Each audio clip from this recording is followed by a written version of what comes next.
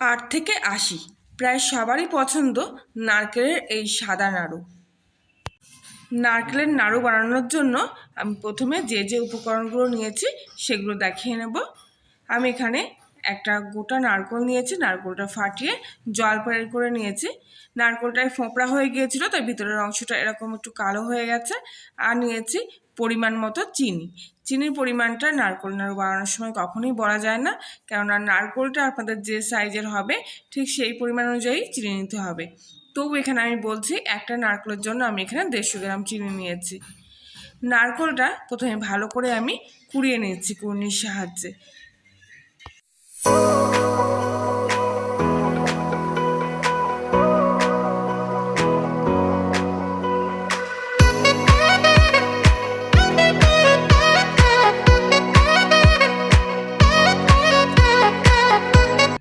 নারকেল কোড়ানো আমার তৈরি হয়ে গেছে। এবার আমি একটা মিক্সচারের মধ্যে কোড়া নারকেলগুলো আবার একবার বেটে নিচ্ছি। আপনারা কিন্তু না কুড়িয়ে একবারে কিন্তু ফালা ফালা করে নারকেলগুলো বেটে নিতে পারেন, তবে এখানে আমি কুড়িয়ে বেটে নিচ্ছি।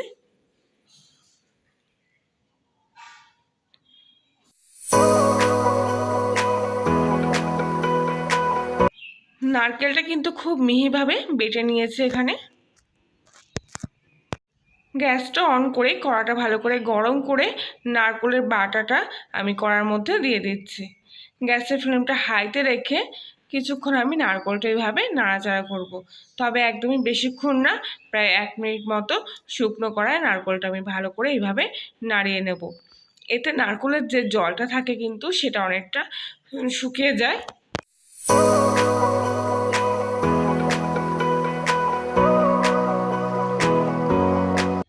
এরপর আমি এর মধ্যে আগে থেকে নিয়ে রাখা চিনিগুলো সবটা এর মধ্যে দিয়ে দিচ্ছি। চিনির সঙ্গে নারকেলটা কিন্তু ভালো করে এবার মিশিয়ে নেব। গ্যাসের ফ্লেমটা কিন্তু এবার একদম সিমে দিয়ে দেব। চিনিটা গলে যাওয়া অবধি নারকেলটা ভালো করে চিনির সাথে মিশিয়ে যাব, আর ততক্ষণ কিন্তু অনবরত এইভাবে নাড়তে হবে। কিছুক্ষণ পর চিনিটা দেখুন গলে গেছে আর একটা জলও বেরিয়েছে তার জন্য। এবার একটা গোটা এলাচ আমি থেতো করে এর মধ্যে দিয়ে দিচ্ছি। আপনারা এখানে এলাচের গুঁড়ো কিন্তু ব্যবহার করতে পারেন। আবারও কিন্তু ভালো করে নারকেলটা কিন্তু নাড়াচাড়া করতে হবে। যতক্ষণ না অবধি জলটা শুকিয়ে আসছে মোটামুটি ততক্ষণ কিন্তু সমানে নাড়াচাড়া করতে হবে, না হলে তলায় ধরে গেলে কিন্তু নাড়ুর কালারটা খুব একটা ভালো আসবে না, লালচে হয়ে যাবে। কিছুক্ষণ পর কিন্তু নারকেল থেকে আর চিনি থেকে অনেকটাই জল শুকিয়ে এসছে। এইভাবে কিন্তু বারবার নাড়তে হবে। আর গ্যাসের ফ্লেমটা আবারও বলছি সবসময় সিমে দিয়ে রাখবেন, কখনো অধৈর্য হয়ে কিন্তু হাইতে দেবেন না, তাহলে কিন্তু কালারটা সাদা আসবে না, লালচে হয়ে যাবে। এবার আমি এর মধ্যে 2 চামচ বড় চামচের গুঁড়ো দুধ দিয়ে দিচ্ছি। দুধটা দিলে নাড়ুর স্বাদটা কিন্তু খুব ভালো আসে আর কালারটাও কিন্তু খুব সুন্দর আসে। তবে দুধ দেওয়ার সঙ্গে সঙ্গে কিন্তু আবারও ভালো করে দুধটা মিশিয়ে নিতে হবে নারকেলের সাথে। এর মধ্যে কর্পূর দিলেও কিন্তু গন্ধটা খুব আরও সুন্দর আসে নারকেলের নাড়ুর। তবে আমার হাতের কাছে কর্পূর ছিল না, তাই দিতে পারিনি, শুধু এলাচ দিয়েছি। আপনারা চাইলে কিন্তু কর্পূর এখানে ব্যবহার করতে পারেন। এখনও কিন্তু নারকেলে অনেক জল জল ভাব আছে, তাই আমি আবারও কিছুক্ষণ এইভাবে অনবরত নাড়তে থাকবো।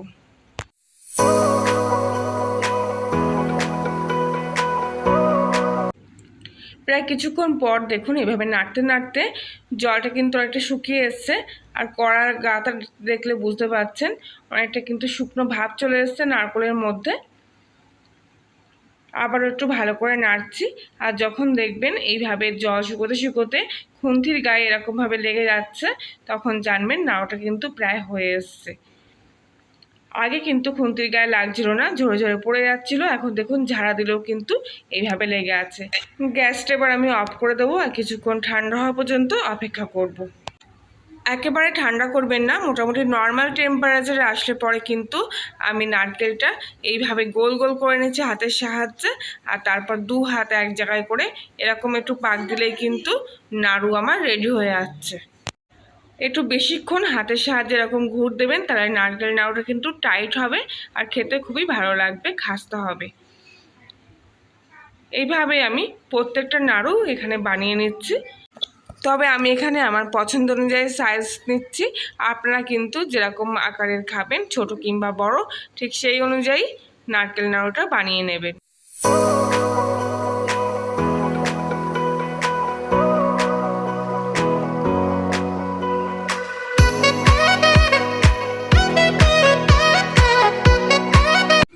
এইভাবে আমি সব নারকেল নাড়ুগুলো একে একে রেডি করে নিচ্ছি। যেহেতু এগুলো চিনির নাড়ু, তাই প্রথম অবস্থায় নরম থাকলেও কিন্তু ঠান্ডা হয়ে যাওয়ার পর মোটামুটি ভালোই শক্ত হয়ে ওঠে। নারকেল নাড়ুর এই রেসিপিটি ভালো লাগলে লাইক, শেয়ার, কমেন্ট করবেন। নতুন হলে সাবস্ক্রাইব করে পাশে থাকবেন। আজকের মতো এখানেই, আবার দেখা হচ্ছে অন্য একদিন নতুন কোনো রেসিপির সাথে। ততক্ষণ সবাই ভালো থাকবেন, সুস্থ থাকবেন, সাবধানে থাকবেন।